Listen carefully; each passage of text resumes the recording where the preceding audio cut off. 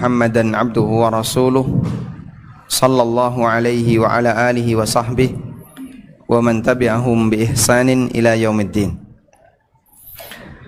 Alhamdulillah, puji syukur kita haturkan kehadirat Allah Subhanahu wa taala di kesempatan malam hari ini di majlis ilmu yang diselenggarakan oleh Ma'had Imam Muslim di daerah Kediri, Jawa Timur. Kita bisa melaksanakan kegiatan yaitu bedah buku halal haram bisnis online. Dan bagi Bapak Ibu sekalian yang sudah memiliki bukunya, silahkan segelnya dibuka, Pak. Segelnya dibuka. Baik. Jangan sampai Anda pulang sementara bukunya belum dibuka. Masih segelan? Yang lain ada yang bawa bukunya? Silakan dibuka bukunya ya. Tayyib. Kajian kita karena bedah buku dengan waktu yang relatif singkat, setelah sekarang jam 18.40 sampai kurang lebih jam 8 ya. Maka insyaallah kita tidak bisa membahas semuanya dari materi yang ada. Nanti kami akan tawarkan kepada jamaah sekalian beberapa materi yang sudah kami cantumkan di daftar isi.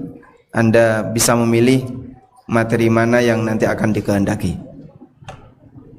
Tinggal satu strip. Baik. Bapak Ibu yang dimuliakan Allah Subhanahu wa taala.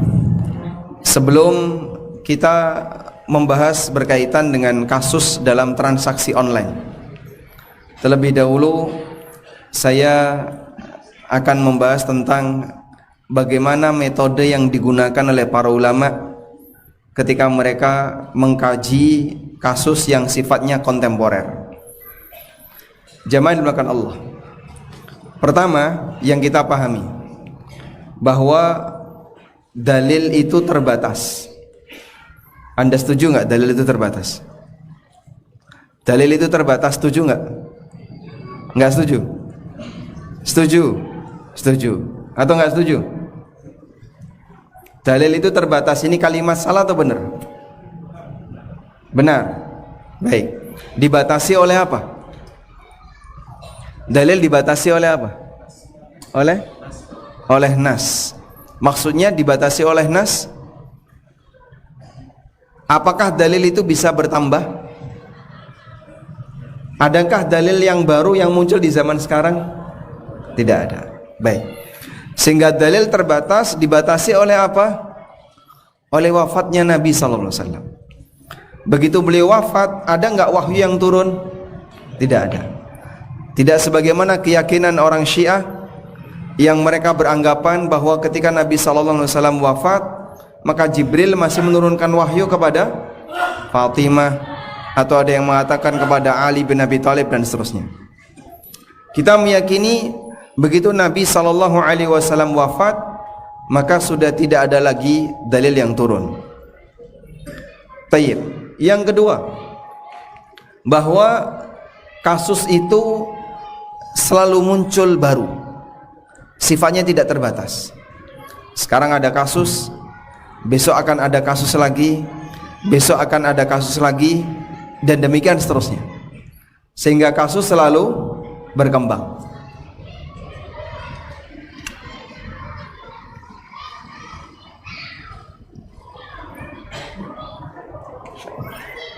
Cek bismillah.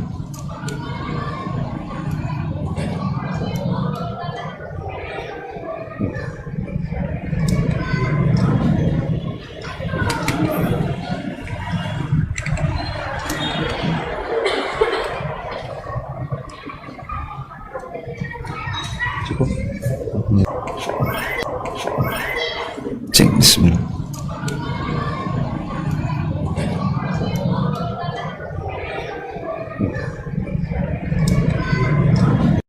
Akan selalu muncul kasus-kasus yang baru dalam masalah muamalah yang barangkali sama sekali tidak kepikiran besok akan ada apa, kita nggak tahu.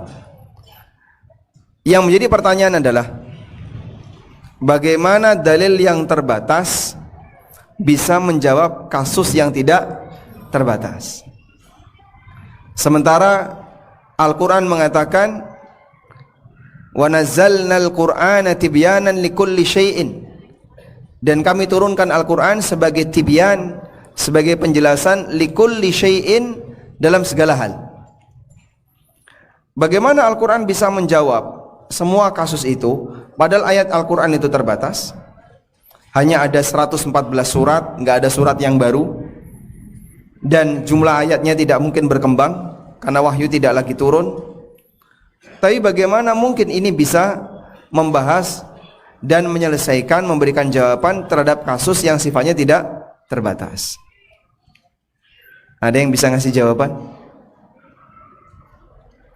Bagaimana kasus yang tidak terbatas bisa dijawab oleh dalil yang terbatas? Ada yang bisa kasih jawaban? Nah, silakan. Dikiaskan. Nah, jawabannya betul sekali. Jadi dikiaskan, sehingga kasus yang sifatnya ada di masa sekarang itu hakikatnya adalah turunan dari kasus di masa silam. Bahasa lainnya kayak gini, betul bahwasanya kasus itu tidak terbatas, tapi jenis kasus terbatas. Sehingga bedakan dua ini ya, ada kasus, ada jenis kasus. Kalau kasus yang sifatnya insidentil itu selalu berkembang.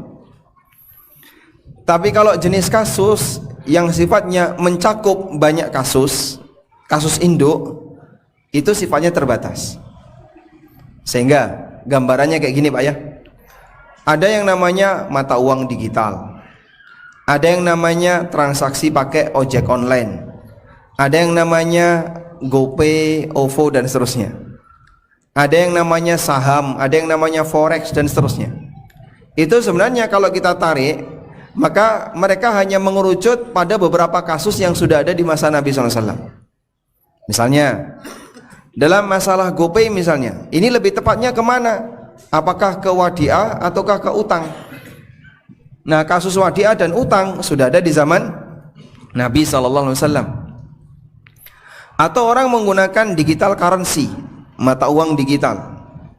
Kalau kita membahas mata uang digital, rujukan atasnya kemana? Beragam, dan kita bisa mendekatkan dengan praktek yang ada di zaman Nabi SAW berupa transaksi yang menggunakan dinar dan dirham. Contoh yang lain, dropshipping. Ada praktek dropshipping di masyarakat. Kita kalau ditanya hukum dropshipping itu seperti apa, maka kita dekatkan dengan kasus yang ada di zaman Nabi SAW. Apa kira-kira yang cocok dengan dropshipping? Oh, ini mirip seperti jual beli salam, sehingga nanti dimasukkan dalam aturan salam, dan demikian seterusnya. Sehingga kasus yang demikian banyak selalu berkembang. Kalau mau dijawab bagaimana hukumnya, maka didekatkan kepada jenis kasus. Sampai di sini jelas atau belas? Jelas ya? Baik. Maka bagian dari sempurnanya ilmu Allah, ketika Allah menurunkan dalil, Allah juga menciptakan kasus, yang kasus ini nanti menjadi rujukan bagi semua kasus yang muncul sampai akhir zaman. Dari sinilah kita semakin yakin bahwa yang namanya Al-Quran dan hadis itu relevan di setiap waktu dan zaman, di setiap tempat dan zaman. Sebab Allah Subhanahu wa taala mengutus Nabi Muhammad sallallahu alaihi wasallam sebagai rahmatan lil alamin. Sebagaimana Allah firmankan, "Wa ma arsalnaka illa rahmatan lil alamin." Tidaklah aku mengutusmu wahai Muhammad kecuali menjadi rahmat bagi seluruh alam. Pertanyaannya, yang berstatus sebagai rahmat bagi seluruh alam, yang berstatus sebagai rahmat bagi seluruh alam, jasad Nabi SAW ataukah ajaran Nabi? Yang mana? Kenapa ajaran beliau? Kenapa? Iya, ajaran beliau adalah Al-Quran dan Sunnah. Kenapa itu yang menjadi rahmat bagi seluruh alam dan bukan jasad Rasulullah SAW? Kenapa? Ilmu. Karena ajaran itu berlaku sepanjang zaman. Kalau jasad beliau, jika ini disebut sebagai rahmat lil alamin, adalah hanya jasad Nabi SAW. Berarti yang dapat pengaruh baiknya siapa? Mereka yang ketemu, yang hidup sezaman, yang hidup dalam satu waktu, yang tinggal bersama. Sementara mereka yang tidak pernah ketemu Rasulullah SAW, maka dia tidak mendapatkan pengaruhnya. Anda dengan jasadnya Nabi SAW pernah sentuhan nggak, Pak? Nggak pernah. Dulu sahabat, mereka pernah rebutan air wudhu yang netes dari beliau, kemudian diusap-usapkan dalam rangka tabarruk. Dulu sahabat ketika Nabi SAW meludah, kadang ludahnya diambil kemudian diusapkan ke badannya sebagai bentuk tabarruk. Ini mereka yang mendapatkan pengaruh baik dari jasad Nabi SAW. Sementara kita kan tidak mungkin. Lalu dari mana kita bisa mendapatkan pengaruh baik dari status beliau sebagai rahmat bagi seluruh alam? Jawabannya adalah dari ajaran beliau sallallahu alaihi wasallam. Maka kalau sampai ada orang yang mengatakan bahwa ajaran Islam, Al-Quran itu sudah tidak lagi relevan dengan zaman, itu sama halnya dia mengatakan bahwa Al-Quran gagal untuk menjadi rahmat bagi seluruh alam. Sebagaimana pemikiran orang liberal. Sehingga menurut orang liberal itu begini, Quran itu kan turun 14 abad silam ya, di masa ketika teknologi tidak ada. Dalam posisi itu, apakah mungkin Al-Quran ini masih relevan setelah memasuki zaman yang semuanya serba baru? Sehingga antara zaman Nabi SAW dengan zaman sekarang semuanya banyak berubah, bahkan budayanya berubah. Meskipun ada beberapa aktivitas manusia yang tidak berubah. Makan itu kan tidak berubah ya. Dari dulu sampai sekarang namanya manusia pasti makan, tidur dan aktivitas harian yang lainnya. Baik, mungkin ada bagian budaya yang berubah, tapi aktivitas utama tidak berubah. Transaksi itu tidak berubah, akad itu tidak berubah. Tapi bagaimana orang bertransaksi bisa jadi dia berubah. Paham di sini ya? Sehingga kaitannya dengan hal ini, Allah Subhanahu wa taala menjadikan beliau sebagai rahmat bagi seluruh alam. Yang dimaksud adalah ajaran beliau selalu relevan di kehidupan manusia dari sejak diturunkan sampai akhir zaman. Baik.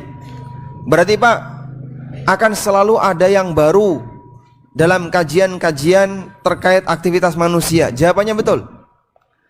Sebagaimana sekarang ada kasus A, besok akan ada kasus B, dan semuanya bisa dijawab melalui pendekatan Al-Quran dan hadis Nabi SAW.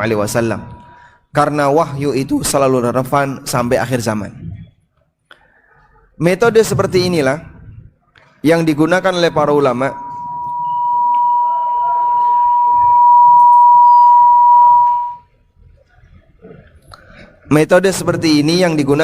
ulama untuk menjawab bantahan terhadap orang yang punya keyakinan bahwa ada beberapa hadis yang sudah tidak lagi berlaku di masa sekarang. Contohnya berkaitan dengan hadis yang menurut sains itu kelihatannya nggak relevan. Contoh, ada orang kalau kena jilatan anjing atau misalnya wadah, kemudian ada anjing yang minum di wadah itu. Perintah Nabi SAW dalam hadis riwayat Bukhari Muslim, beliau suruh ngapain? Dicuci 7 kali. Kenapa Pak kok dicuci 7 kali? Perintah hadisnya seperti itu. Duh, sekarang kan sudah ada sabun. Dulu nggak ada sabun, dulu tidak ada mesin pencuci, dulu tidak ada obat-obat kimia sebagaimana sekarang. Baik, kalaupun dulu tidak ada obat-obat kimia untuk alat pencuci, apakah Allah tahu ketika Allah turunkan wahyu ini bahwa besok akan ada aneka obat pencuci? Tahu. Tayyib. Kalau Allah tahu, apakah Allah lupa? Oh, ternyata besok akan ada obat pencuci. Tidak, Maha suci Allah dari hal ini. Wa ma kana rabbuka nasiya, dan Rabbmu tidak pernah lupa. Maka di saat Allah menurunkan wahyunya, Allah tahu di masa mendatang akan ada A, di masa mendatang akan ada B, ada C, dan seterusnya. Dan Allah tidak pernah lupa. Demikian pula ketika Allah memberikan aturan dalam masalah muamalah di zaman Nabi SAW. Apakah Allah tahu kalau nanti akan ada Facebook? Tahu. Apakah Allah tahu akan ada marketplace? Tahu. Barangkali Allah lupa, Pak. Maha suci Allah. Wa ma kana rabbuka nasiya, dan Rabbmu tidak pernah lupa. Sehingga yang namanya penjelasan syariat itu komplit, memenuhi seluruh kebutuhan manusia.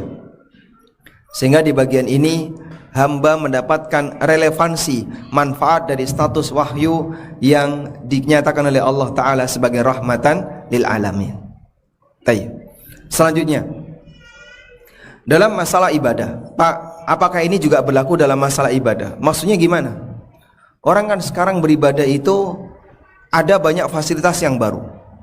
Misalnya menggunakan mikrofon ketika ngimami, atau ketika khutbah dan ceramah pakai pengeras suara, ketika berangkat haji dan umroh menggunakan pesawat.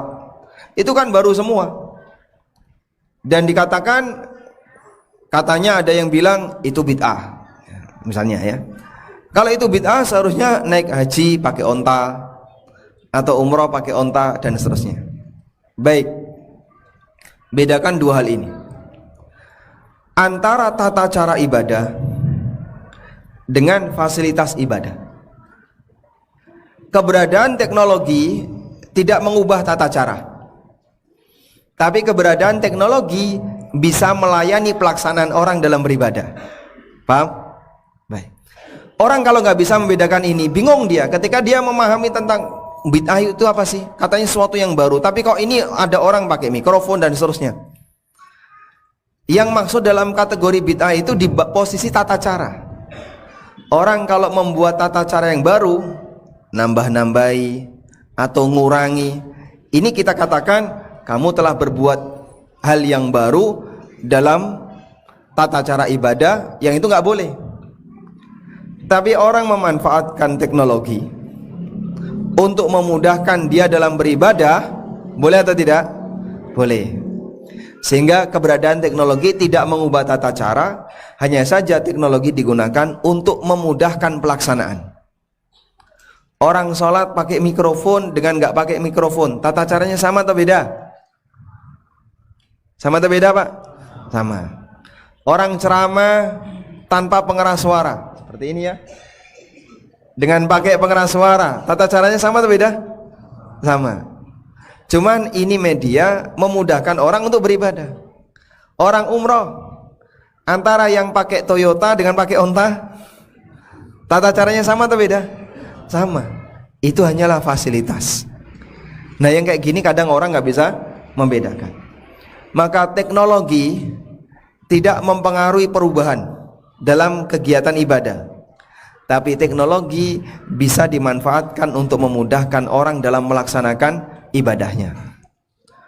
Oleh karena itu, apabila ada bagian ibadah yang tidak perlu keterlibatan teknologi, maka jangan melibatkan teknologi. Saya ulang ya, apabila ada kegiatan ibadah yang dia tidak perlu melibatkan teknologi, maka jangan libatkan teknologi. Contohnya apa, Pak? Contohnya salat malam. Apa keterlibatan teknologi di situ? Hah? Gimana?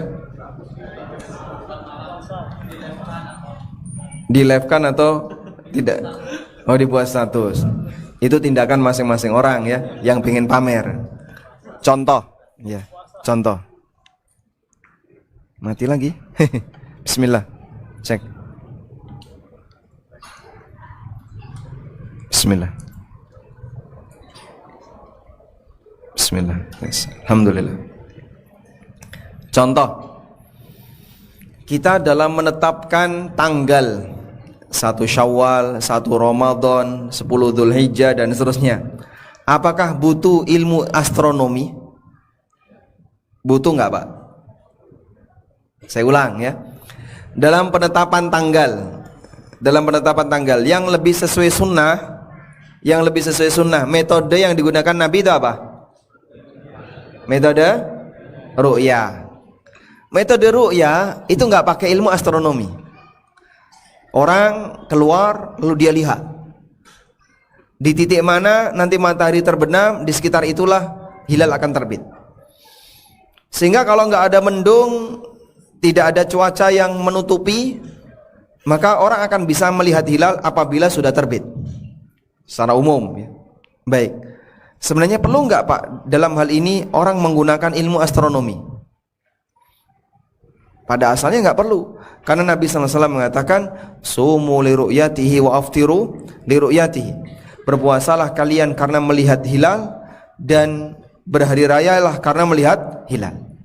Sehingga Nabi SAW mengajarkan metodenya bukan dengan metode astronomi, tapi dengan metode melihat.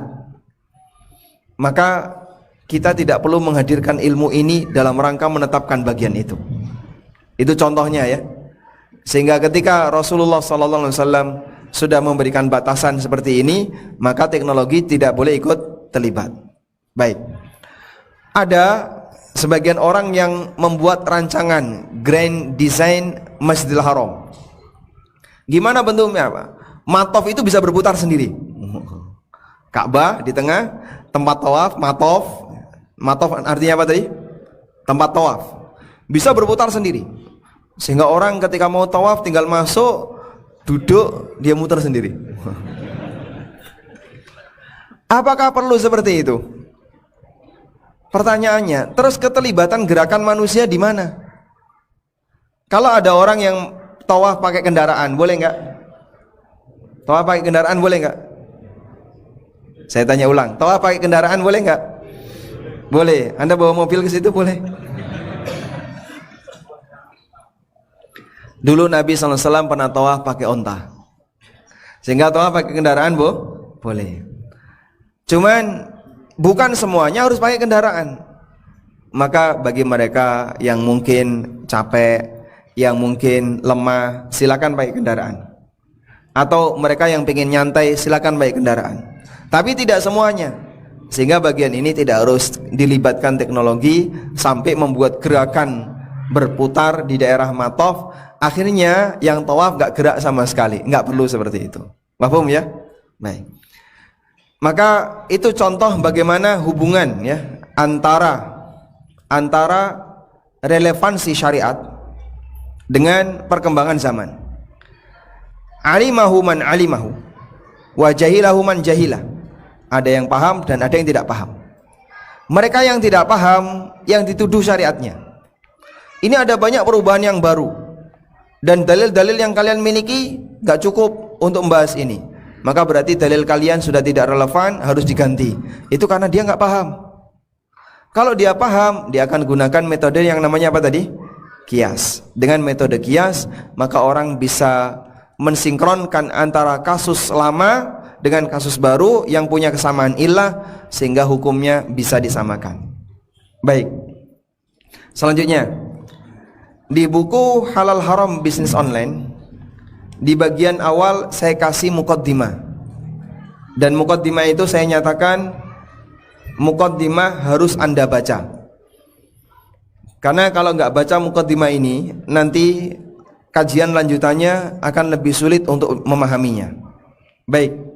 Nah, di muqaddimah saya sebutkan cara ulama memecahkan kasus kontemporer. Ada 4 tahapan yang dilakukan oleh para ulama dalam memecahkan kasus kontemporer. Baik, kita akan sebutkan. Tahapan yang pertama disebut dengan tahapan tasawwur. Tahapan tasawwur. Apa itu tasawwur? Tasawwur artinya memahami kasus sesuai dengan kondisi real. Apa makna tasawwur? Memahami kasus sesuai kondisi real.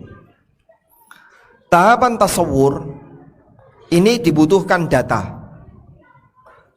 Sehingga ketika orang mau membahas kasus tertentu, maka dia harus menggali datanya terlebih dahulu. Ada apa dalam kasus ini?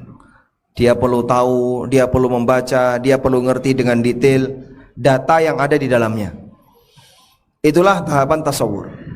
Salah dalam tasawur, maka efeknya adalah salah dalam memahami dan bisa berakibat pada salah dalam menyampaikan fatwa.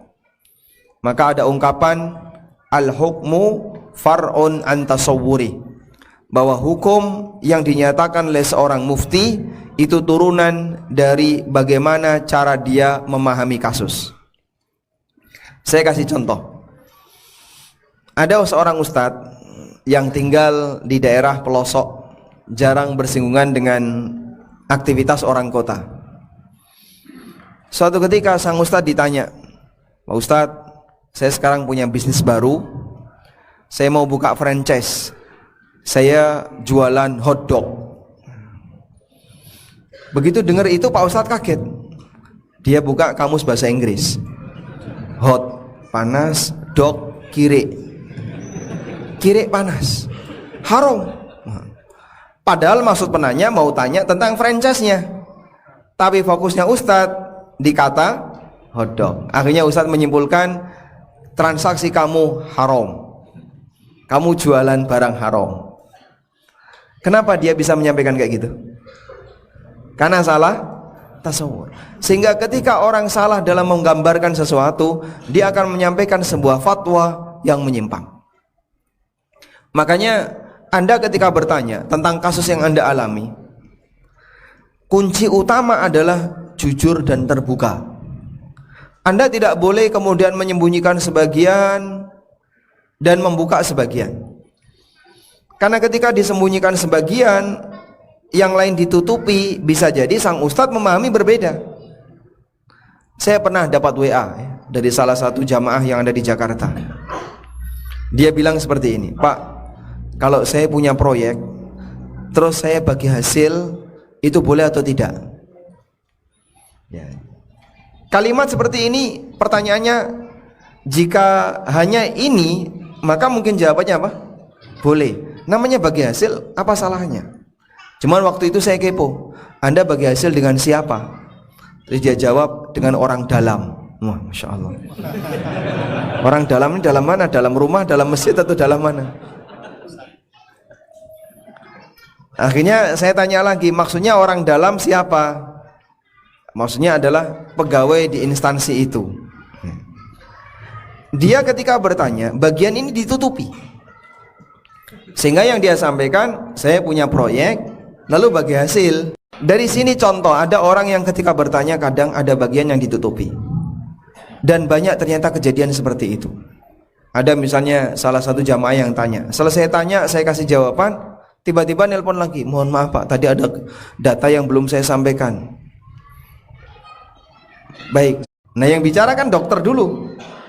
Ulama ditanya cloning, gak ngerti, ngertinya marning. Sehingga kalau ulama kemudian dihadapkan, apa hukumnya cloning? Wah, cloning ya apa? Gak ngerti. Maka dijelaskan dulu. Dari sinilah seorang ulama fikih sebelum dia ngasih jawaban, dia harus punya data terlebih dahulu. Kalau nggak punya data, terlarang bagi dia untuk ngasih jawaban. Sehingga paham kasus itu ujung tombak yang paling utama sebelum dia ngasih jawaban dalam masalah fikih. Yang kedua, tahapan yang kedua, sudah masuk Isya? Belum. Tahapan yang kedua, setelah kita memahami kasus sesuai dengan data yang ada, tahapan berikutnya adalah tahapan takyif fikih. Tahapan takyif fikih. Apa itu tahapan takyif fikih? Tahapan takyif fikih artinya adalah pendekatan fikih dalam memahami kasus yang ada. Pendekatan fikih dalam memahami kasus yang ada. Sebagai contoh, ada seorang anak yang dia bertanya, "Pak, saya punya kasus. Dulu bapak saya waktu masih hidup, beliau sudah membagi-bagikan sawah yang beliau punya. Ini punya kamu, ini punya kamu, ini punya kamu, ini punya kamu, sudah. Dan nanti kalau bapak mati silahkan kalian miliki. Kalimatnya seperti itu. Pertanyaannya Pak, waktu itu bapak bagi rata, anak laki dan perempuan semuanya dikasih sama, masing-masing satu petak sawah. Itu boleh nggak ditunaikan seperti itu? Baik, menurut Anda pertanyaan ini lebih dekat ke kasus hibah atau wasiat? Hibah atau wasiat? Hibah atau wasiat? Yang jawab hibah angkat tangan. Baik, yang jawab wasiat angkat tangan. Masya Allah, terjadi khilaf ya. Ada perbedaan pendapat. Itu contoh Pak. Jadi kasusnya disampaikan dengan teks tadi ya. Lalu saya sampaikan kepada Anda, dan Anda punya pendekatan yang berbeda. Sebagian ada yang memahami itu hibah, sebagian ada yang memahami itu wasiat. Paham? Cara Anda memahami ini hibah, ini wasiat, itulah yang disebut dengan takyif fikih. Paham ya?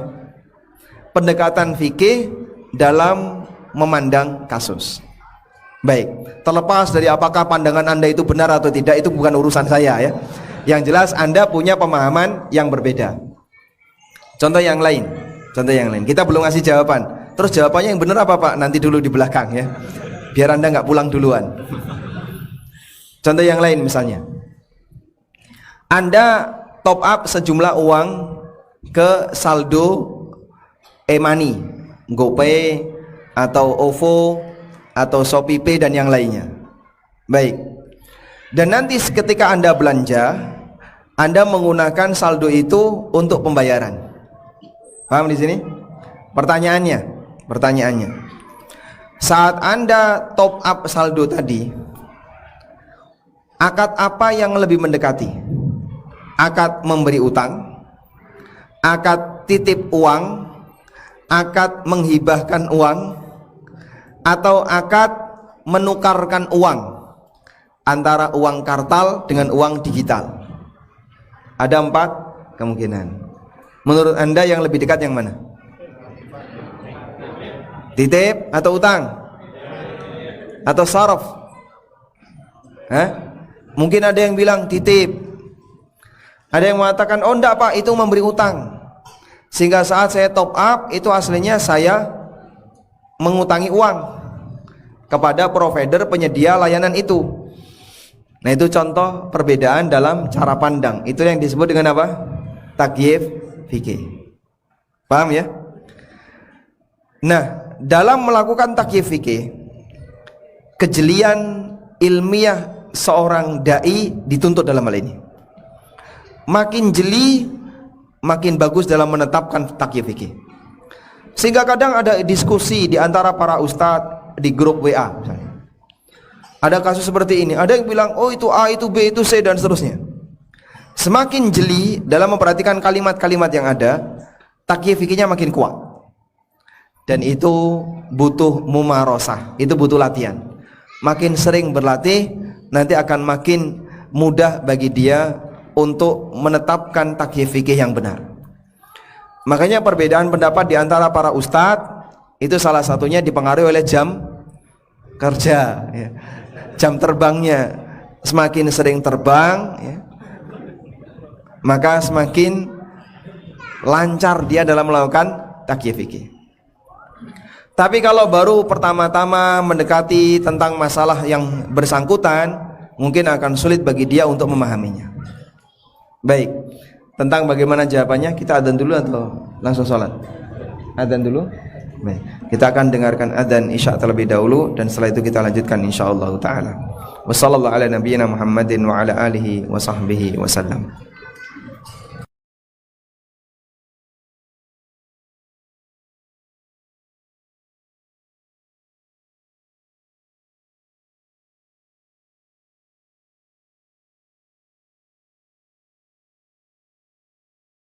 Atau megang tentu berbeda.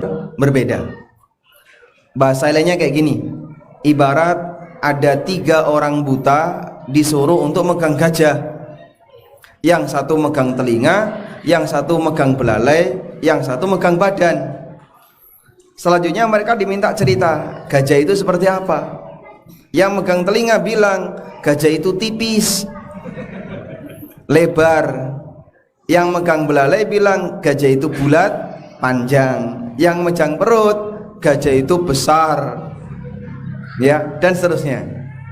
Maka orang melakukan takyif fikih ketika arahnya berbeda akan menghasilkan pemahaman yang berbeda. Paham ya? Baik. Terkadang ada satu dalil, tapi dengan sudut pandang yang berbeda menghasilkan kesimpulan yang berbeda. Sebagai contoh, ada sebuah hadis yang mengatakan seperti ini.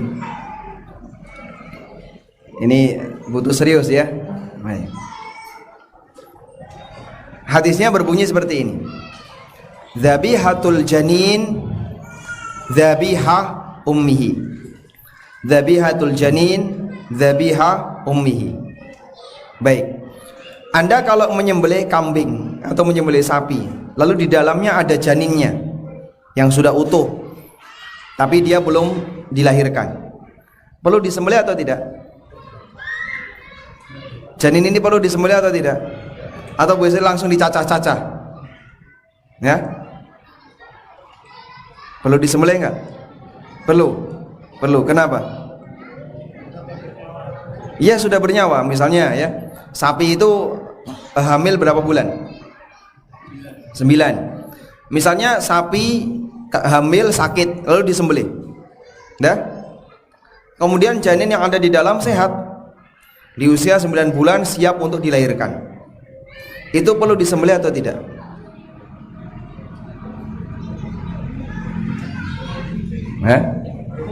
Perlu disembelih enggak? Ada yang mengatakan perlu, ada yang mengatakan tidak. Ulama beda pendapat. Dan memang ada 2 pendapat seperti ini. Dan perbedaan pendapat mereka itu gara-gara beda harokat. Gara-gara beda harokat. Bismillah. Baik. Beda harokat di kata dzabiha yang kedua. Coba perhatikan ya. Dzabihatul janin. Sembelian, bismillah, sembelian untuk janin. Dzabiha ummihi. Nah, dzabiha ummihi di sini ada 2 harokat. Bisa diberi harokat dhammah, bisa diberi harokat fathah. Sebagian ulama mendekati dengan menggunakan harokat dhammah. Dzabihatul janin, dzabihatu ummihi. Berarti maknanya adalah sembelian janin itu mengikuti sembelian ibunya, maka dia nggak perlu disembelih. Begitu ibunya sudah disembelih, maka janin boleh langsung dicacah-cacah. Paham? Ini jika dikasih harokat dhammah. Tapi kalau dikasih harokat fathah, dzabihatul janin dzabihata ummihi. Kenapa di situ? Insyaallah. Kenapa di situ diberi harokat fathah?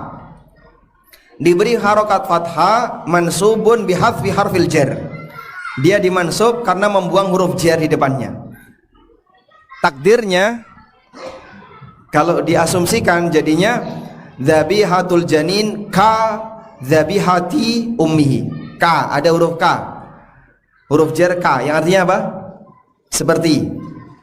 Sehingga jika dibaca seperti ini, maka maknanya adalah sembelian janin itu seperti sembelian ibunya. Berarti dia harus disembelih sebagaimana ibunya. Paham?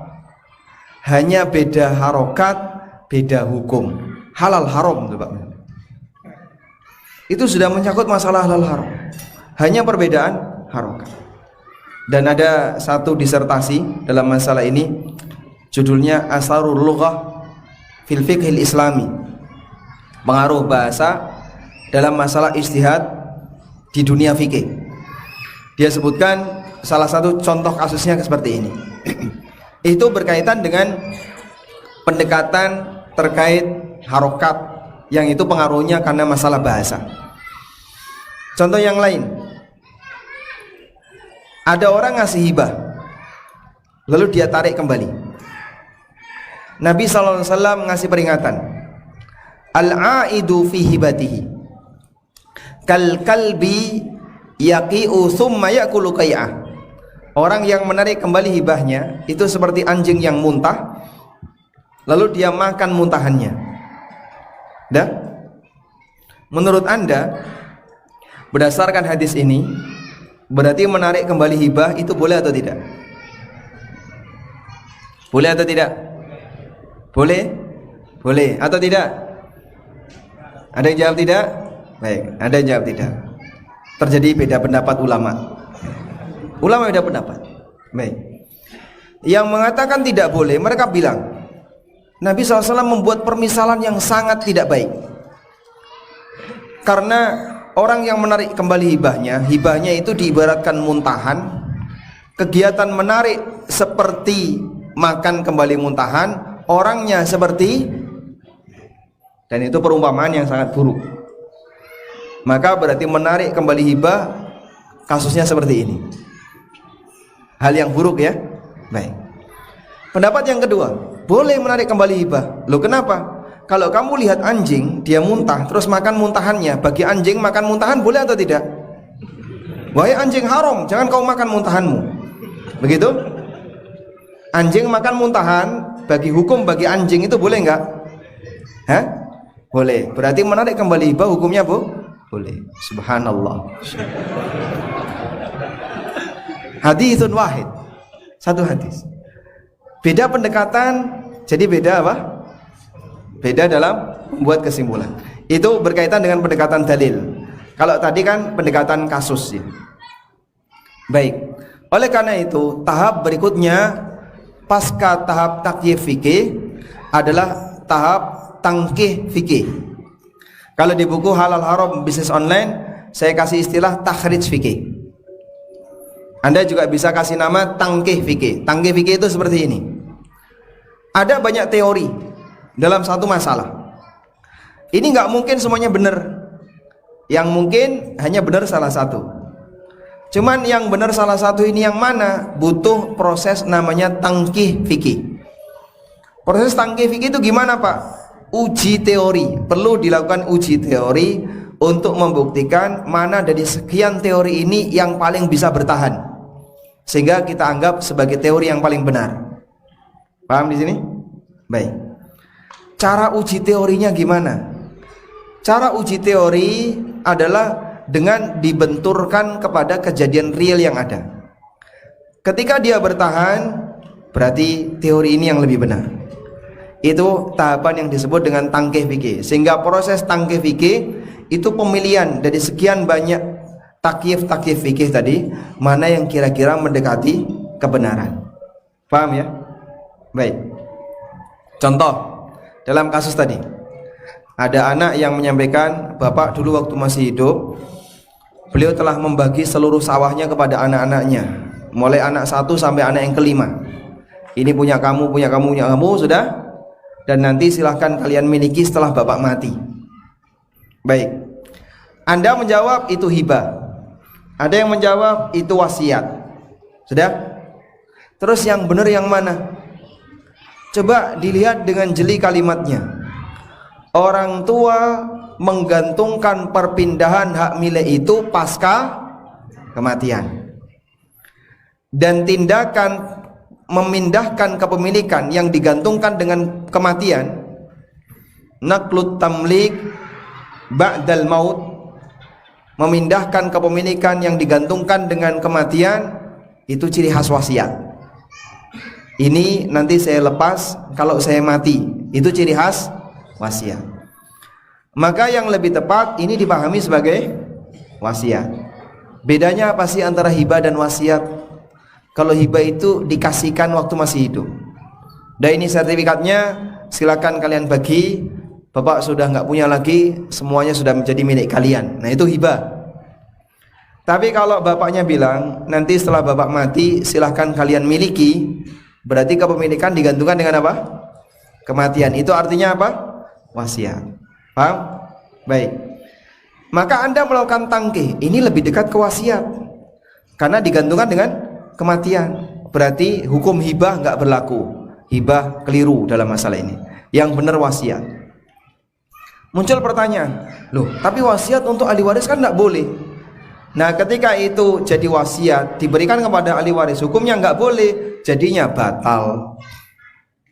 Ketika wasiat kepada ahli waris dilarang, nggak boleh, maka status wasiat itu apa? Batal. Berikutnya semua harta tadi menjadi warisan. Paham?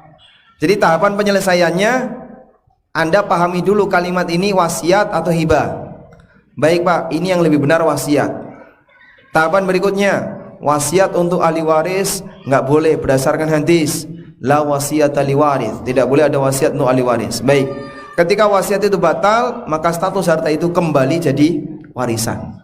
Maka status sawah itu nanti diberikan kepada anak-anak dengan kaedah warisan. Nah, kalau pakai kaedah warisan berlaku hukum 2:1 sak gendong sak pikulan. Lanang gendong napa mikul? Mikul. Nek wedok gendong. Berarti berapa? Perempuan berapa? Setengah. Satu. Gendong loro ya Pak, ngarep nguri. Ora kuat. Namanya gendong itu satu. Baik. Itu contoh penyelesaian kasus. Dari takyif dulu, ditangke, baru kemudian diturunkan hukumnya. Paham ya? Nah. Kasus muamalah tadi, kita top up. Nah, setelah top up, jadi saldo yang mengendap. Ini yang benar titip ataukah utang? Ataukah menukarkan uang? Saya punya uang kartal, saya tukar dengan uang digital. Yang benar yang mana? Ada banyak kemungkinan. Lalu Anda melakukan tahapan tangkih. Gimana proses tangkihnya Pak? Coba Anda lihat bagaimana regulasi yang diterbitkan oleh pemerintah berkaitan dengan e-money yang dimiliki oleh para provider itu. Apa status e-money itu? Nah, kalau di regulasi itu ada pernyataan bahwa status dana ini akan tetap dimiliki oleh pemilik akun sepanjang belum dia gunakan. Misalnya ya, ada poin regulasi seperti itu. Karena dalam masalah keuangan, OJK sangat ketat dalam mengatur regulasi, membuat aturan.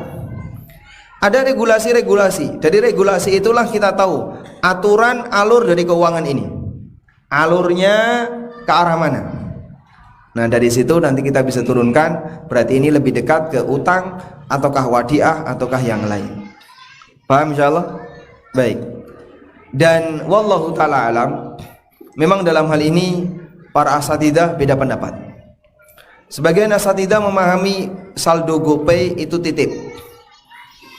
Di antara yang berpendapat seperti ini adalah Al-Ustadz Abdul Hakim Abdad, kemudian Ustadz Dzulqarnain. Dan ada yang memahami itu utang, karena secara status itu tidak pindah milik, masih menjadi milik siapa? Orang yang punya akun, nanti akan dimanfaatkan untuk belanja. Dan ini pendapat Al-Ustadz Dr. Arifin Badri, Ustadz Irwandi, dan beberapa asatidzah yang lainnya. Ada perbedaan pendapat. Mereka melihat dengan sudut pandang yang berbeda. Pak, terus kita sebagai orang awam ikut mana Pak? Anda ketika tidak tahu tentang latar belakang proses, ketika Anda tidak tahu tentang latar belakang proses, mungkin hanya bisa menikmati kajiannya saja. Ustadz A bilang A, Ustadz B bilang B, sudah selesai. Bagaimana prosesnya gak ngerti. Tapi kalau tahu proses, bisa menikmati proses. Dan menikmati proses itu lebih indah daripada tidak menikmati proses. Maka kalau ada penjelasan panjang di artikel, misalnya artikel yang diterbitkan oleh Dewan Fatwa Perhimpunan Al-Irsyad, kadang kan orang baca judul langsung scroll kesimpulan. Di tengahnya ya, bagian tengah dia itu nggak peduli, dia nggak baca. Padahal bagian tengah ini yang mengasah kemampuan kita untuk bisa punya ya sedikit pengetahuan tentang proses fikih. Kenapa kok pakai kesimpulan kayak gitu? Memang kita tidak sampai pada derajat mujtahid, tapi bukan berarti kita tinggalkan proses ini. Anda kalau mau menikmati bagaimana cara ijtihad, nikmatilah proses itu. Baca Pak. Di web konsultasisyariah.com yang dulu saya sering membuat tulisan di situ, kita pernah memasang sebuah kamera online di web ini untuk merekam bagaimana aktivitas dan tindakan yang dilakukan oleh para pembaca.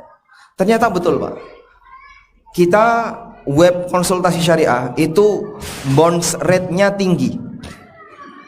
Bounce rate itu rasio pentalan, maksudnya adalah orang gampang pindah-pindah artikel, ngeklik, terus ngeklik, pindah lagi, ngeklik, pindah lagi. Kalau bounce rate rendah, dia ketika membaca itu pelan-pelan, sehingga lama bertahan di situ, lama baru pindah. Itu bounce rate yang rendah. Tapi kalau rasio pentalannya tinggi, ngeklik, pindah, ngeklik, pindah, ngeklik, pindah, ngeklik. Kayak orang baca berita itu, judul pindah lagi, ada judul bawahnya pindah lagi, judul bawahnya pindah lagi, gitu ya. Itu namanya rasio pentalannya tinggi. Konsultasi syariah itu rasio pentalannya tinggi. Nah, kita sempat merekam itu. Ternyata betul, baca judul, scroll kesimpulan, judul, scroll kesimpulan. La haula wala quwata illa billah. Sehingga tulisan saya yang tengah yang panjang itu diabaikan. Andaikan yang tengah ini saya isi lirik lagu Indonesia Raya, orang nggak merasa itu kalau di situ isinya lirik lagu Indonesia Raya atau Padamu Negeri, itu nggak ngerti. Karena dia nggak baca tengahnya. Mereka tidak bisa menikmati proses. Baik, makanya Anda kalau ingin belajar dan biar tingkatan belajarnya itu bertambah, nikmatilah proses seperti ini. Selanjutnya, setelah dilakukan tangkih fikih, ketemu apa? Hasil ya. Pak, ini lebih dekat akad utang misalnya. Selanjutnya, setelah kita punya kesimpulan akad utang, barulah dinyatakan hukum. Baik, karena top up saldo ini statusnya adalah akad utang, maka hukumnya boleh dengan syarat A, B, C, D. Jika ada diskon nggak boleh dimanfaatkan, jika ini, dan seterusnya.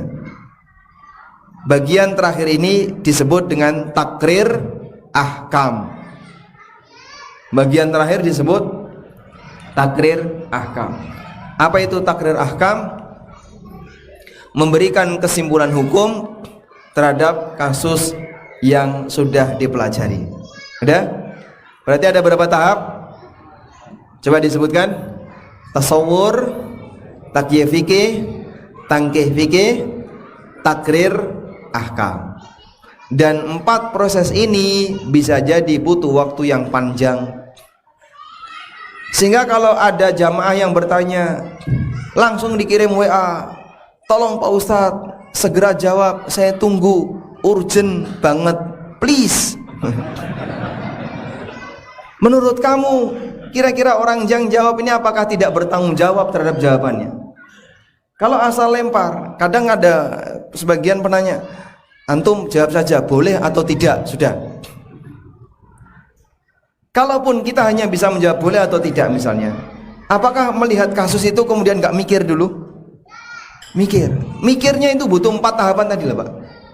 Tasawur, habis tasawur kemudian takyif, habis takyif tangkih, baru kemudian takhrij. Itu kalau baru kemudian takrir. Ini kalau mau jawaban yang berkualitas. Dan itu butuh waktu. Maka tolong beri nafas para ustadz untuk melihat kasus sesuai dengan kondisi yang ada. Mereka butuh belajar. Saya ketika menulis tentang Paitren ya, itu mungkin sekitar tahun 2000 berapa? 2017 atau 2018. Ini artikel kan sempat viral ya, karena pendirinya sendiri juga sempat mengupload artikel itu dan jadi viral. Banyak orang yang komentar, orang ini kan nggak ngerti Paitren, nggak tahu tentang Paitren dan seterusnya. Apakah saya perlu memberitahu bahwa saya belajar Paitren sebelum itu selama kurang lebih sebulan? Sehingga saya tanya-tanya tentang Paitren itu kayak gimana sih. Ketika saya menggali info tentang Paitren itu kurang lebih sebulan tuh. Tanya ini, tanya ini, tanya ini. sampai ketika dapat data, barulah saya berani untuk nulis PyTrade. Di sisi mana itu bermasalah? Kalaupun itu disebut sebagai MLM yang sudah mendapatkan sertifikasi syariah, kenapa kok tetap dipermasalahkan? Ada masalahnya di sisi mana?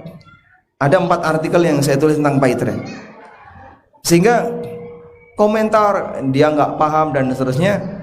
Ya karena saya tidak pernah cerita kalau sebenarnya saya belajar PyTrade selama kurang lebih sebulan untuk mengenali tasawur PyTrade saja. Baru saya berani untuk ngomong. Ketika itu saya nggak ngerti, saya nggak berani ngomong. Ada salah satu juga jamaah yang dia tanya tentang kasus perusahaannya. Kemudian saya minta waktu untuk ngasih jawaban. Saya berusaha untuk fokus. Saya mau fokus ini. Kira-kira gimana sih bisa menghasilkan sebuah jawaban yang betul-betul fokus? Butuh waktu 3 hari. Mulai dari memahami kasus, kemudian nyari pendapat-pendapat para ulama. Jadi ada banyak takyif tadi. Terus dilakukan tangkih, baru takrir hukum. Itu kurang lebih butuh waktu 3 hari jadi 1 artikel yang diterbitkan di web pengusahamuslim.com. Itu contoh Pak, kalau orang melalui tahapan-tahapan tadi hasilnya panjang. Yang lebih parah lagi, jamaah ngirimin link YouTube. Pak Ustadz, hukumnya bagaimana? Berarti dari 4 tadi ditambahkan 1 tahapan lagi. Pertama, tahap download dulu. Wes rah disangoni kuota, disuruh nonton sampai habis itu dikasih pertanyaan bagaimana hukumnya. Karek nompo nggih. Karek nompo. Masya Allah. Itu pun bilang urgent. Baik. Wallahu taala alam. Baik, itu sebagai pengantar dan selanjutnya ya, karena waktu kita terbatas. Ada tanya jawab nggak? Nggak usah aja ya. Ya? Ada? Berarti nggak usah bahas isi buku. Ya, di isi buku saya kasih gambaran tentang masalah transaksi online. Baik, pertama dropshipping, kedua marketplace, ketiga aneka kasus dalam transaksi online. Ini banyak sekali, seperti asuransi pengiriman, menambahkan kode unik transfer, kemudian gratis ongkir, kelebihan ongkir, lalu barang gratis ongkir bayar. Kemudian berikutnya tentang digital currency, uang digital. Uang digital ada yang punya backup fiat money dan ada yang tidak punya backup fiat money. Yang tidak punya backup fiat money namanya kripto, itu contohnya. Cryptocurrency itu tidak punya backup fiat money. Kemudian ada halal haram cari uang di dunia maya. Ada AdMob, AdSense, ada afiliasi, ada jual beli domain, ada just tip, giveaway, vlogger, youtuber, trading saham, forex, jual beli follower. Anda pilih yang mana yang mau dibahas, satu saja. Marketplace, jual beli follower, dropshipping. Bingung saya nanti. Suruh milih satu, ada 3 pilihan. Yang mana? Dropship. Anda pilih dropship. Gratis ongkir. Alhamdulillah. Baik, kita pilih dropship ya. Bagaimana hukum dropship? Baik, skema dropship saya perlu jelaskan nggak? Anda sudah paham kan? Nggak, maksudnya kalau tasawur kan mereka ini para praktisi. Kalau tasawur ya, mereka ini para praktisi. Mungkin kecuali simbah-simbah yang di belakang, dropship panganan opo toh Pak, misalnya. Itu pengecualian ya. Ya mohon maaf ya. Baik. Intinya dalam dropshipping ada 3 pihak. Pertama dropshipper, kedua supplier, ketiga customer, konsumen. Ya. Trigger pertama, pematik akadnya, pemulanya adalah dropshipper. Dropshipper majang gambar barang yang tidak dia miliki secara online. Dia tidak punya barang itu, tapi gambarnya dia pajang secara online, dia kasih deskripsi, dijual. Customer tertarik untuk membeli barang ini. lalu dia menghubungi dropshipper, kemudian dilakukanlah transaksi transfer tunai. Dalam praktek dropshipper itu transfernya, dalam praktek dropshipping transfernya tunai, ditransfer tunai. Sudah? Selanjutnya dropshipper meminta kepada supplier, dia carikan barang itu di supplier, lalu dia minta kepada supplier, tolong kirimkan barang ke customer A ke alamat ini. Lalu uangnya ditransfer ke supplier, dari dropshipper transfer ke supplier. Dropshipper ngambil margin ya, ngambil untung nggak? Ambil. Setelah dia ambil untung, dia kirim uangnya ke supplier. Sudah? Berikutnya supplier kirim barang ke dropshipper, ke customer. Masya Allah ya, berarti nggak ngantuk ya. Berikutnya supplier kirim barang ke customer. Alur ini bisa diikuti? Bisa. Baik. Yang jadi catatan dalam hal ini, satu ya, yang pertama ya, dropshipper sebagai penjual nggak punya barang. Yang kedua, dropshipper sudah melakukan akad dengan customer. Yang ketiga, pembayaran dilakukan secara tunai, customer bayar tunai. Yang keempat, pengiriman barang dari supplier ke customer tanpa melalui dropshipper, langsung ya, langsung dari supplier ke customer tanpa melalui dropshipper, dan biasanya waktunya pendek. Paham ini? 4 catatan ini paham insyaallah ya? Baik, kita baru di tasawur ya. Kita baru di tahap tasawur. Nah, selanjutnya kita beralih ke tahap takyif fikih. Dari empat catatan tasawur tadi, menurut Anda, jika kita gunakan pendekatan fikih, akad yang tepat itu akad apa? Pak, kalau di situ ada kalimat nggak punya barang, penjual nggak punya barang, konsumen bayar tunai, berarti kan pembayaran di depan, barang menyusul di belakang, itu akad salam, betul. Maka kita bawa pada takyif fikih salam. Ada nggak kemungkinan takyif fikih yang lain? Apa mungkin Pak, konsumennya ngasih modal ke dropshipper, ngasih modal dulu untuk nyarikan barang, kemudian nanti bagi hasil? Oh, enggak mungkin, kayaknya enggak ada bagi hasil. Maka takyif fikih kedua gagal. Atau mungkin dropshipper ini wakil, diminta oleh konsumen untuk membelikan barang, uangnya saya titipkan dulu ke kamu, tolong belikan barang ini. Kayaknya juga enggak mungkin, tidak ada akad wakalah di situ. Karena akad yang terjadi adalah beli, bukan mewakilkan untuk mencarikan barang. Paham ya? Baik. Sehingga takyif fikih ketiga ini juga gagal. Maka yang paling benar adalah takyif fikih ini akad salam. Udah? Nah, akad salam dilihat dari waktu penyerahan barang ada 2. Ada salam muajjal, salam tertunda. Salam tertunda ulama sepakat sah. Dari 4 madhab mengatakan salam tertunda, ulama sepakat sah. Udah? Salam tertunda itu gimana Pak? Antara akad dengan serah terima barang waktunya panjang. Minimal berapa? 1 bulan. Minimal 1 bulan. Udah? Kalau kurang dari 1 bulan disebut jenis salam yang kedua, namanya salam hal. Di buku ada ya, yang bawa buku dilihat di dropshipper ada istilah salam hal, dalam kurung salam yang disegerakan. Salam yang disegerakan atau salam hal yang disegerakan ini ulama beda pendapat. Ada 2 pendapat ulama. Pendapat pertama mengatakan salam hal hukumnya haram, karena ini termasuk diantara menjual barang yang tidak dimiliki. Dan ini pendapat jumhur ulama. Ini pendapat jumhur ulama.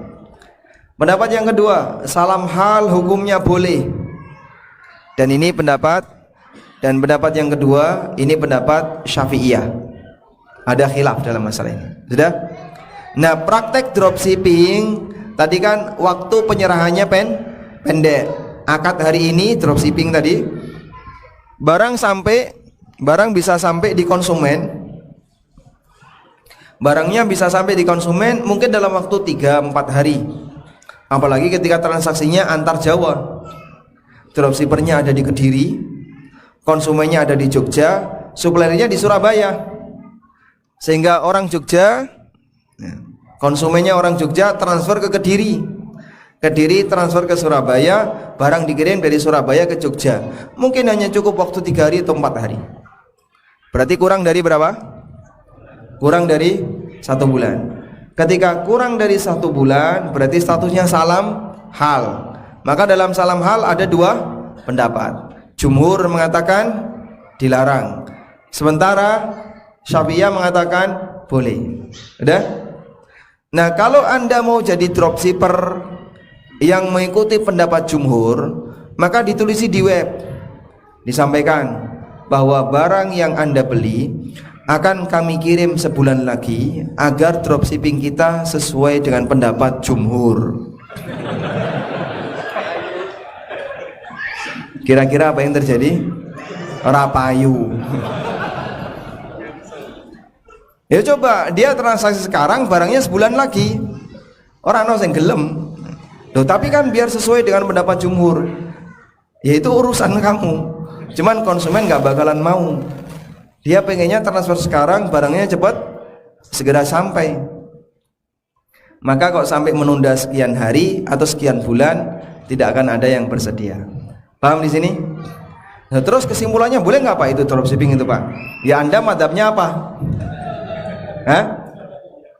Anda madhabnya apa? Syafi'i? Syafi'i, baik. Kalau Anda madhabnya Syafi'i, berarti hukumnya apa? Boleh. Sehingga praktek dropshipping ini boleh, karena salam hal dalam madhab Syafi'iyah hukumnya boleh. Baik, sekarang kita beralih ke marketplace. Dalam marketplace, orang buka ya, lalu lihat barang-barang yang menarik. Setelah itu ditaruh di mana? Keranjang. Kemudian dia langsung next, klik, check out. Udah?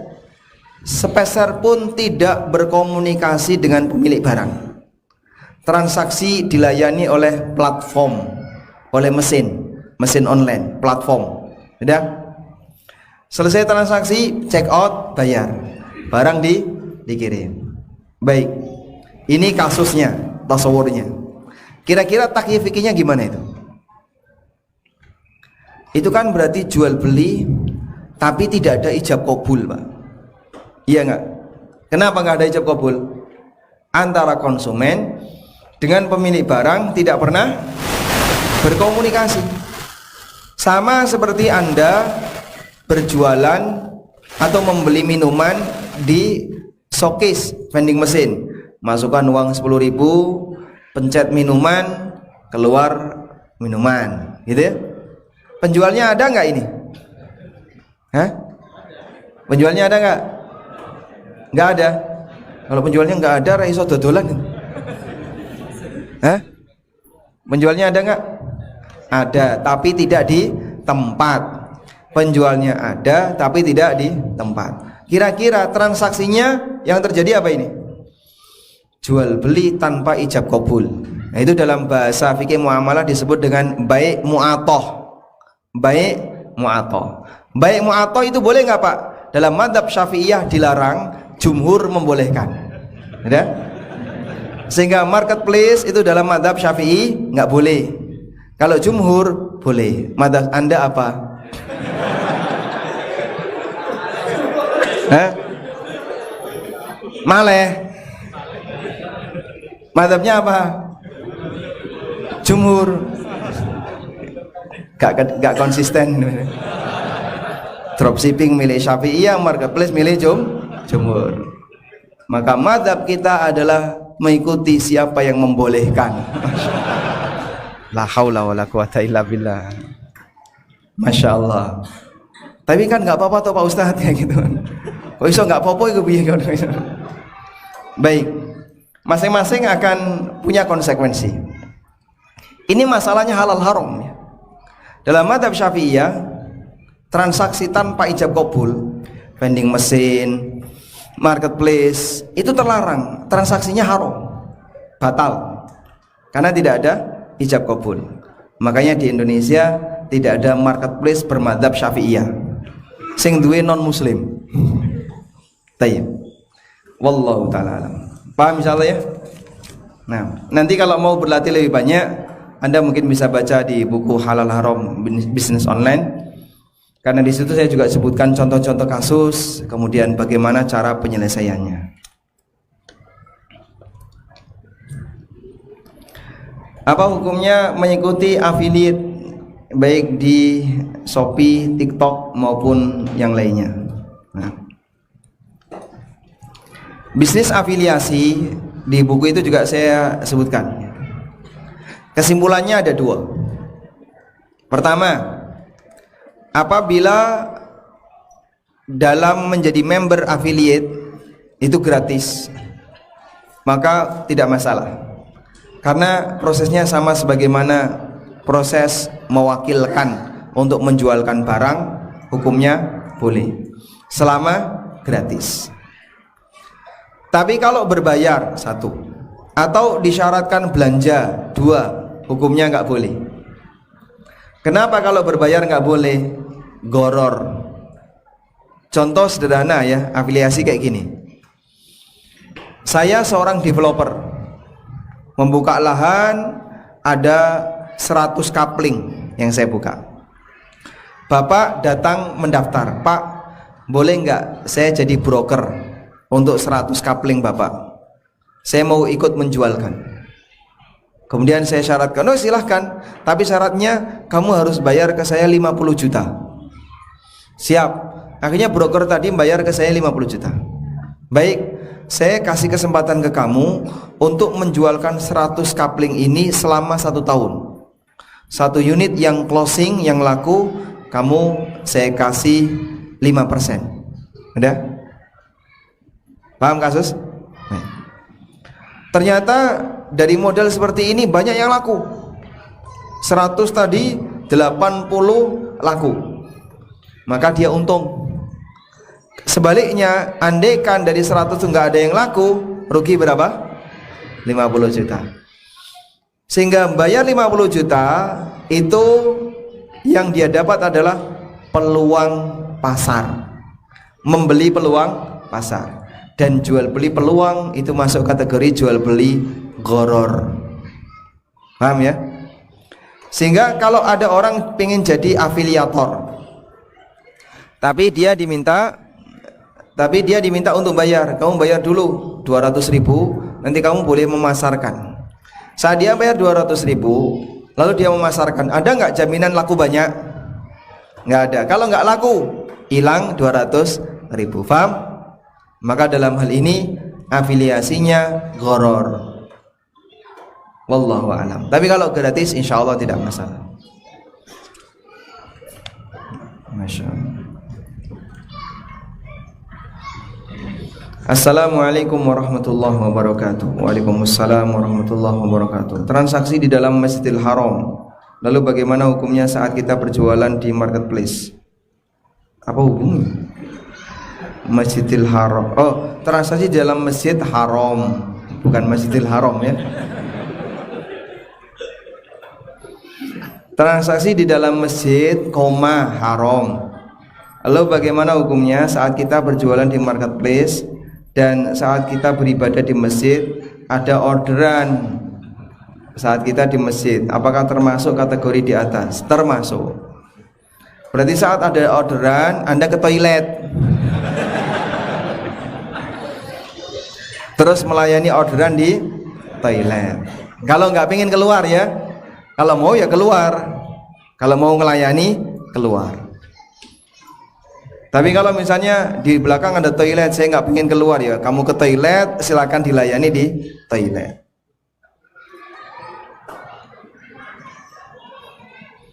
Saya berjualan produk halal, cuman saat dijual di marketplace kita kena pajak 11%. pada saat top up saldo iklan. Bagaimana solusinya? Solusinya jangan jualan di marketplace kalau nggak pengen kena pajak. Kalau ini sudah jadi aturan kan kita nggak mungkin bisa menghindar ya. Sehingga Anda jualan di marketplace kena pajak, Anda mau menghindarnya caranya gimana? Hah? Nggak jualan, bikin marketplace sendiri. Nah kalau seperti ini yang bisa disarankan, Anda bisa pilihannya adalah jualan lewat Facebook Ads atau punya toko online sendiri sehingga tidak bergantung kepada marketplace. Misalnya jika Anda ingin menghindari aturan itu.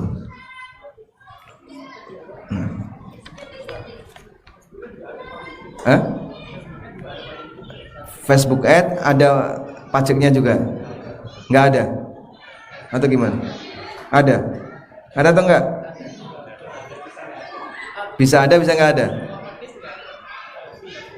Ya, adanya fee, membayar biaya iklan ke Facebook enggak masalah. Masya Allah, ini sudah mau tutup. Orang tua ana memiliki pemeliharaan kambing. Suami saya dan kakaknya menitipkan kambing untuk dibesarkan. Bagaimana hukum bagi hasilnya? Boleh ya, asal mengikuti prinsip ringan sama dijinjing, berat sama dipikul. Maksudnya gimana Pak? Berapapun hasilnya dibagi bareng sesuai kesepakatan.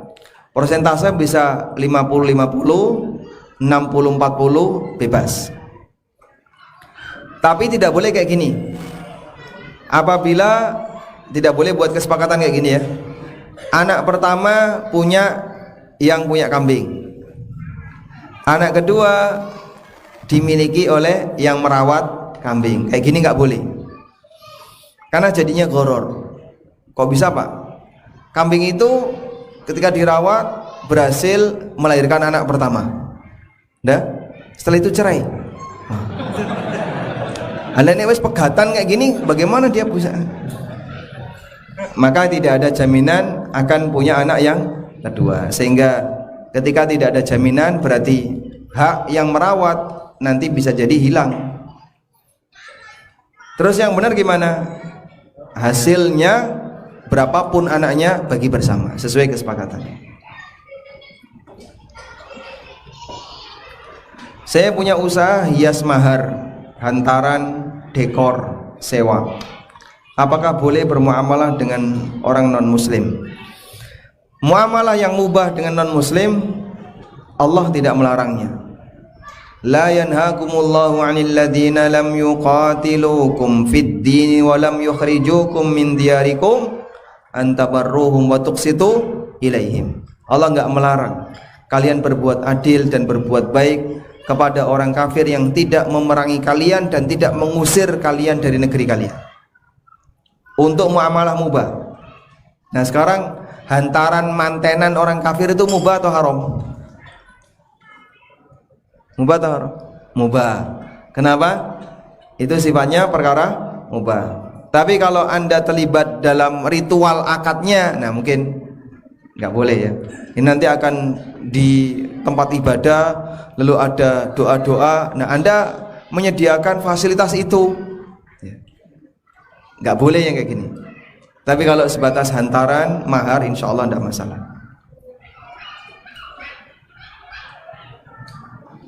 Jika klien non muslim minta dalam hiasannya ada ornamen khusus agamanya, nah ini Anda nggak boleh melayani ya. Tolong dong Pak dikasih apa, misalnya patung atau dikasih salib atau yang lain. Nah ini nggak boleh, karena kita tidak boleh ikut terlibat dalam pemberian atribut agama orang lain.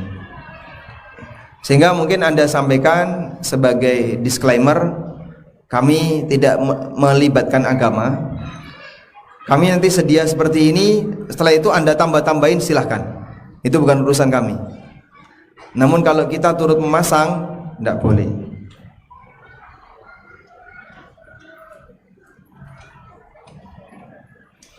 Jika tidak ada hiasan khusus tapi disewa dan dibawa ke tempat ibadah, apakah boleh? Insya Allah tidak masalah, karena dalam hal ini Anda tidak menyediakan fasilitas kesyirikan. Yang Anda sediakan adalah fasilitas mubah. Batasan wanita jualan online. Apakah boleh secara live menjelaskan detail produk? Kalau yang nonton perempuan juga nggak apa-apa. Tapi Anda bisa jamin nggak kalau yang nonton perempuan, wanita? Sehingga Anda di situ menjelaskan detail produk. Sekarang kan sedang marak itu ya. Live itu sampai 24 jam. Masya Allah. Kok kuat itu? Hah? Enggak, itu live asli. Ada salah satu pemilik toko online yang dia cerita ke saya, inilah karyawan saya sekarang lagi live. Itu jam 2 malam live, jam 12, jam 1 live. Masya Allah, saya ngerukokno apa ya no? Kadang 1-2 orang. Ada. Ngapain buang-buang tenaga? Tapi kalau nggak kayak gini nanti di-ban sama marketplace-nya. Ya, kalau seperti itu terlalu duniawi.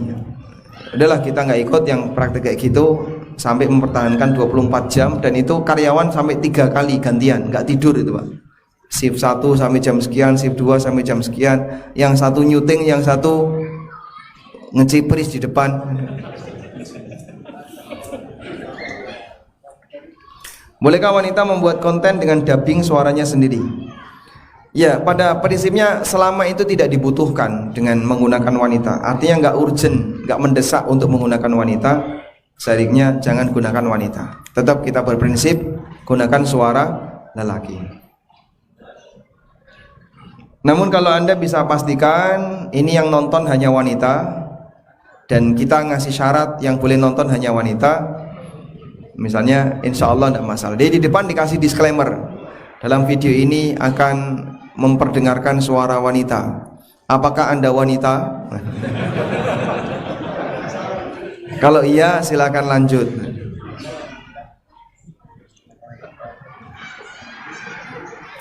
Assalamualaikum. Waalaikumsalam. Hukum jual beli rumah atau tanah melalui Bigton? Saya nggak paham.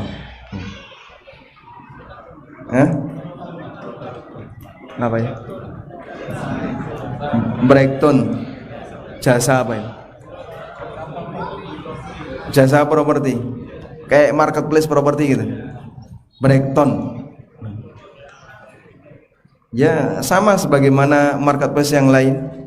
Jualan HP lewat marketplace boleh, sebagaimana jualan tanah lewat marketplace. Wallahu a'lam. Baik, mungkin demikian yang bisa kita sampaikan. Ini disediakan banyak hadiah. Cara baginya gimana ini? Hah? Langsung bagikan aja ya. Nah.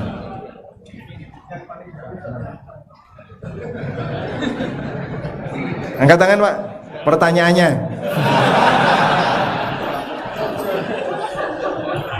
Pertanyaannya ya. Sebutkan 4 tahapan tadi. Masya Allah. 1. Hah? Tasawur. Yang jawab yang mana ini? Ya. Jadi jawab nggak? Hadiahnya sudah sampai.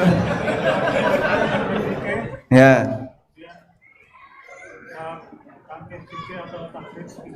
Masya Allah. Baik. Pertanyaan selanjutnya. Sebutkan perbedaan pendapat tentang menarik kembali hibah. Nah. Duh. Sudah angkat tangan kok.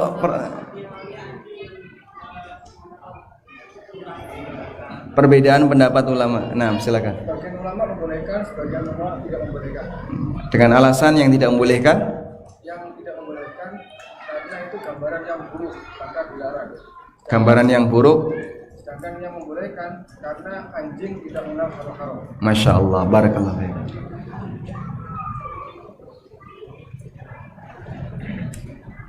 Berikutnya ya, yang sepanjang hidupnya nggak pernah utang.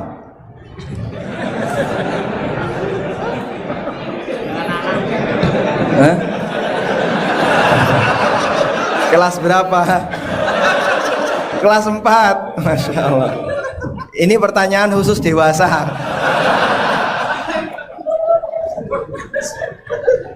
Yang dewasa, yang sepanjang hidupnya nggak pernah utang. Ada? Ayah nggak pernah utang? Oh, ayah nggak pernah utang? Nggak, baik, dapat hadiah, masya Allah. Hah? Pernah utang? Oh, pernah utang. Ada? Nggak ada. Baik, saya ulang sekarang ya. Yang sepanjang hidupnya tidak pernah utang riba. Masya Allah, banyak. Banyak ya pertanyaannya. Karena banyak kan. Khusus yang jawab yang tadi angkat tangan ya. Sebutkan satu dalil haramnya riba. Nah, barakallahu fikum. Gak pernah utang riba? Masya Allah. Berikutnya ya. Yang anaknya paling banyak berapa Pak? 8. Kalah 11. Masya Allah, dapat hadiah langsung.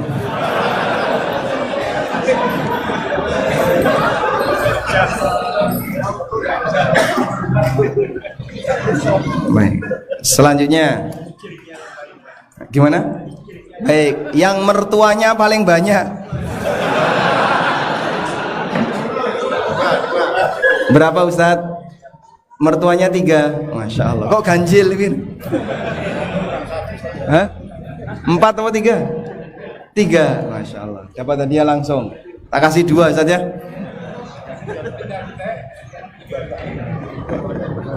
Oh, istrinya 3. Istri 3. Ya sudah, Weng. Kalah yang lain ya. Baik, rombongan Blitar tadi ada? Blitar. Nah, Blitar paling jauh kan? Blitar, Madiun, ada Madiun?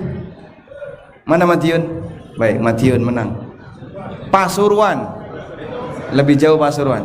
Baik. Bondowoso, Bondowoso.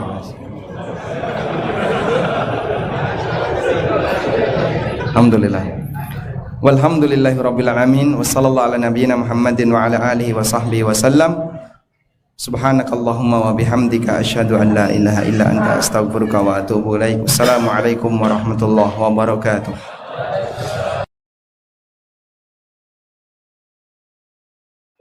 A'udzu billahi minasy syaithanir rajim.